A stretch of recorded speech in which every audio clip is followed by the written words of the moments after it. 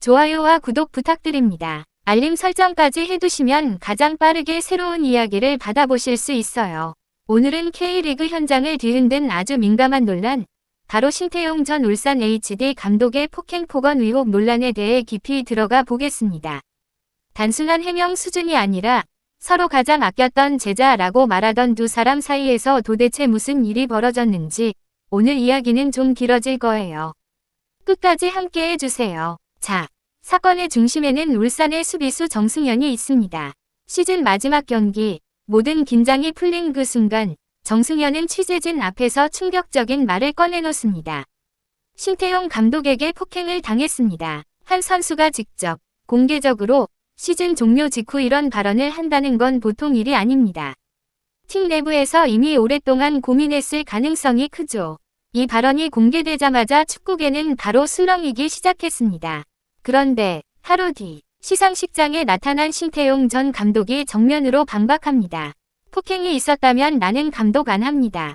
목소리엔 확신이 실려 있었고 취재진 앞에서도 단호했습니다.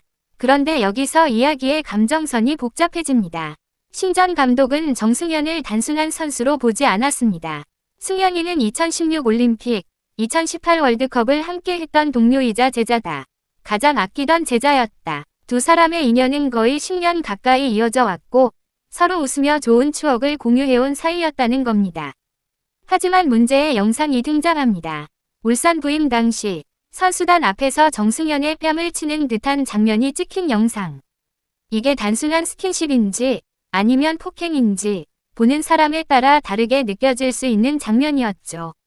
신 전 감독은 이 장면에 대해 이렇게 해명합니다. 몇 년 만에 만나서 너무 반가웠다. 표현이 과했던 것 같다. 승현이가 기분 나빴다면 미안하다. 그는 폭행이 아닌 과한 친근 표현이었다고 강조합니다. 그리고 승현이와 생일 문자도 주고받는 사이였다. 고도 덧붙였습니다.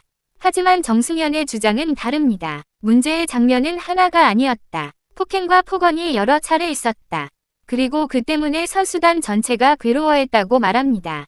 여기서부터 이야기가 단순한 오해인지 반복된 행동인지가 중요해지기 시작하죠. 신 전 감독은 이에 대해서도 완전히 선을 긋습니다. 난 그런 부분은 없다고 생각한다. 폭행, 폭언을 했다면 감독을 안 하겠다. 분명한 부인입니다. 그리고 다시 한번 가장 아끼던 제자인 승현이에게 표현이 과했다면 사과하겠다고 말합니다. 자, 여기까지가 두 사람의 입장 차이입니다. 하지만 이 사건은 단순한 무리한 스킨십 논란이 아니에요. 팀 내부 분위기, 감독과 선수의 관계, 스포츠 문화와 권력 구조까지 여러 갈래의 문제가 복합적으로 얽혀 있습니다. 선수는 피해를 호소하고 감독은 억울함을 말합니다. 누군가는 죄책감과 상처를 이야기하고 또 누군가는 오랜 정과 믿음을 강조합니다.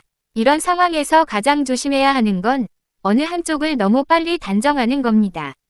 정승현이 왜 시즌 마지막 경기 직후까지 기다렸는지, 왜 공개 발언을 선택했는지, 그리고 신태용 감독은 왜 그토록 자신 있게 그랬다면 감독 안 한다고 말할 수 있었는지, 이 두 감정의 흐름을 함께 살펴봐야 합니다.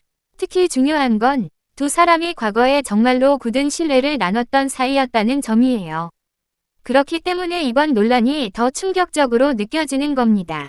서로 정말 가까웠던 사이라면 왜 이런 갈등이 공개적인 폭로로 이어졌을까? 그 사이에서 무슨 경험이 있었을까? 그리고 이 논쟁은 단순히 누구 말이 맞느냐의 싸움이 아닙니다. K리그라는 프로리그 안에서 감독과 선수의 관계는 어떤 기준으로 유지돼야 하는가? 팀 내부의 분위기와 선수 보호는 제대로 이루어지고 있는가? 정신적 신체적 안전은 과연 충분히 보장되고 있는가? 이 모든 질문으로 연결됩니다. 신태용 감독은 끝까지 울산의 일부 잔류를 축하하며 선수들이 고생했다고 말했습니다. 인터뷰 자체도 침착했고 과한 감정 표현도 없었죠. 반대로 정승현은 울산에서 남기 어려운 말들을 꺼내며 무거운 책임을 감수했습니다. 이 둘 중 누구의 말을 지금 당장 100% 확정할 수는 없습니다. 하지만 분명한 건 둘 다 이 문제를 더 이상 가볍게 넘길 수 없다는 거죠. 이제는 팀과 리그, 그리고 관계자들이 적극적으로 나서서 사실을 확인해야 할 단계입니다.